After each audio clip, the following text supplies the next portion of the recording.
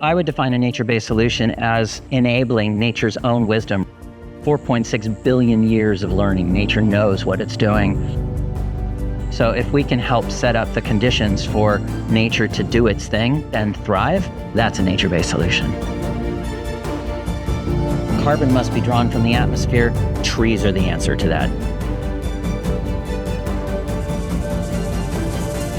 The Daintree is essential habitat, essential refugia. It's the oldest rainforest on the planet. It has living examples of floral species that were the first flowering plants that still exist here that you'll only find in the fossil record in other parts of the world.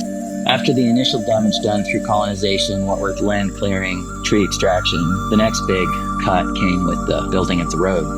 And a lot of blocks of land were actually sold for private development. And it's that underprotected Daintree that we're focused on supporting. We buy blocks of land that are next to each other and that are connected to protected areas like the national park. And we create wildlife corridors, essential passageways for wildlife to go from one place to another, which are then protected forever.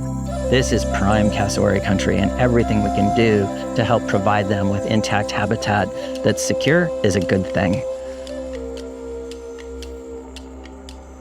The work of Rainforest Rescue also involves working with the traditional owners of the region, and they're represented by the Jabalbina Yalanji Aboriginal Corporation.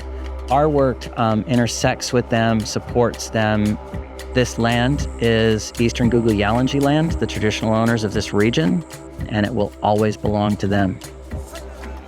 Big thanks to the TreadRight Foundation for partnering with Rainforest Rescue and protecting Lot 17, one of the 44 lots that are now protected forever through Rainforest Rescue's agency.